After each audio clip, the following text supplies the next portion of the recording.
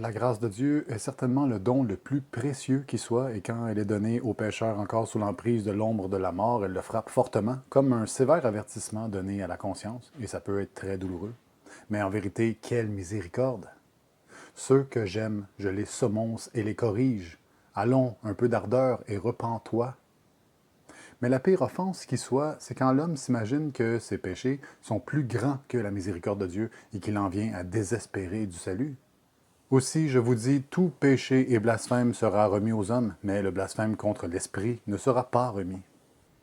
Le Fils de Dieu est mort pour sauver tous les hommes, et du Jardin des Oliviers jusqu'au Golgotha, il a souffert tous les maux possibles et imaginables qu'un homme peut ressentir.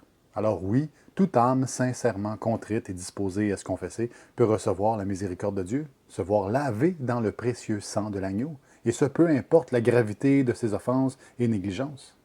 Mais si on s'imagine que nos péchés sont trop grands pour la miséricorde de Dieu, c'est une manière indirecte de dire à Jésus-Christ, « Je ne crois pas en vous, ni en l'œuvre de rédemption que vous avez accomplie. » Et si on ne croit pas, on ne pourra pas être sauvé.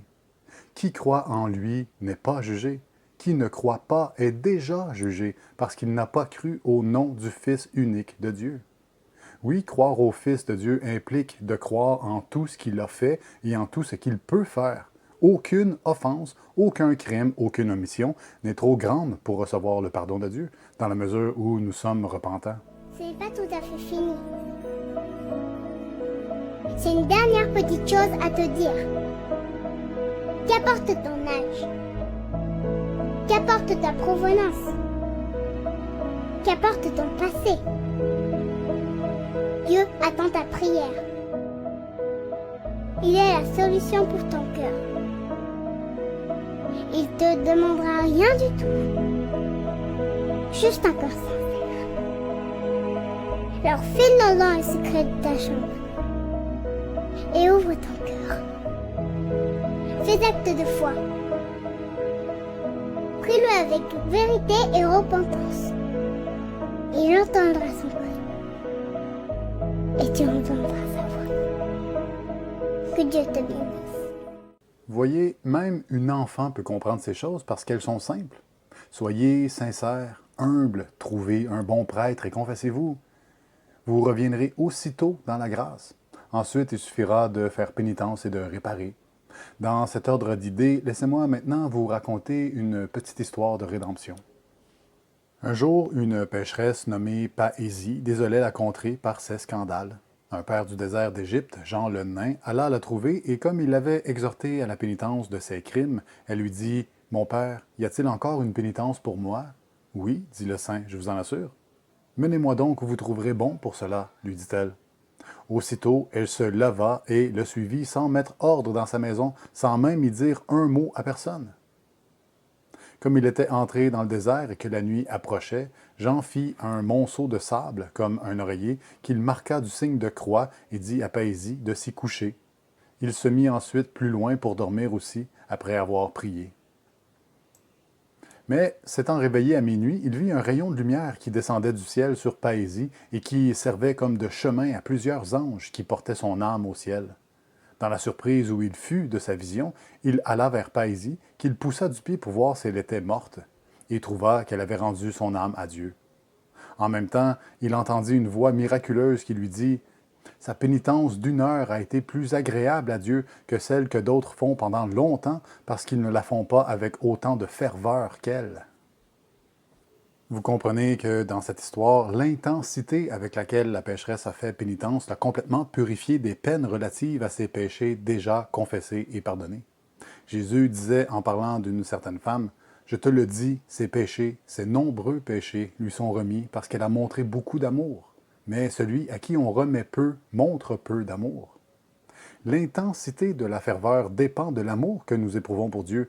Plus cet amour est grand, plus sa présence en nous est forte, moins la nôtre est grande, et plus nous sommes saints. Et les fruits de cette sainteté sont manifestes dans le don de soi-même pour le salut des autres, contrairement à une vie de pécheur, où on pense d'abord à nous-mêmes au détriment des autres. Si on est sincère et qu'on vit selon la divine volonté, on ne sera pas dans le péché, mais dans la prière et dans la pénitence, dans la vie du Christ Jésus. La perfection se noue dans la charité.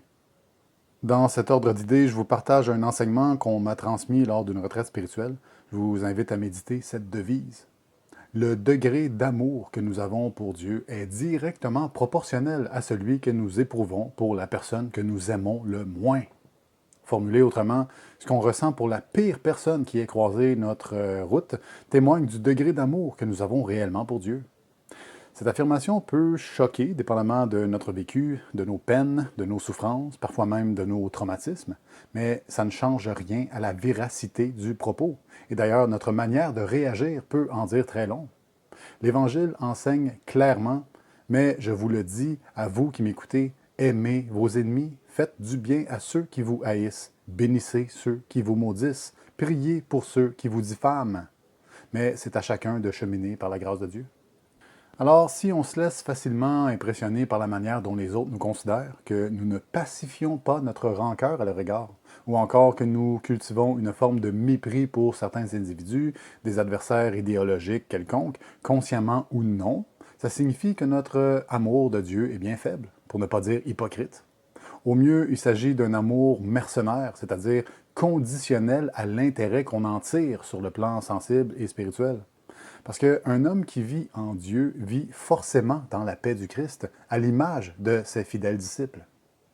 Vous donc, les élus de Dieu, ses saints et ses bien-aimés, revêtez des sentiments de tendre compassion, de bienveillance, d'humilité, de douceur et de patience. Que ces sentiments soient réciproques ou non, les vrais serviteurs de Dieu les ressentent pour tout homme, bon ou mauvais. C'est précisément cette attitude, cet état d'être intérieur qui démontre toute la force de la parole de Dieu. C'est bien sur les ailes de cette ferveur inaltérable que se répand la bonne nouvelle du royaume et que se consolide la foi qui déplace les montagnes.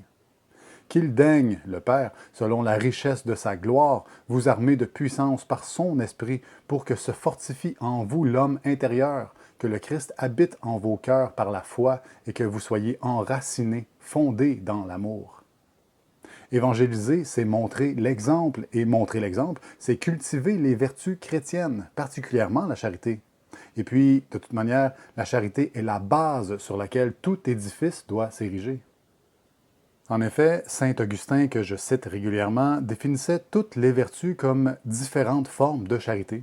Il disait « La foi est l'amour qui croit, l'espérance, l'amour qui attend, la patience, l'amour qui endure, la prudence, l'amour qui juge avec discernement, la justice, l'amour qui rend à chacun ce qui lui appartient, la force, l'amour courageux pour agir, la tempérance, l'amour qui se réserve tout entier pour l'objet aimé. » Nous n'avons pas besoin de maîtriser beaucoup de connaissances pour être vertueux. C'est accessible à tous, les petits comme les grands. Autrement, notre religion serait élitiste, et ce sont les sectes lucifériennes qui fonctionnent ainsi, pas la foi catholique. Rappelez-vous seulement que peu importe par quoi vous êtes passé, vous avez une place auprès de Dieu dans son royaume. Il ne demande qu'un acte sincère de foi. Votre disposition au repentir est par-dessus tout votre amour. La charité couvre une multitude de péchés. Jésus-Christ s'est donné pour nous tous et il nous revient d'accepter ou non ce don de vie. Que Dieu vous bénisse tous.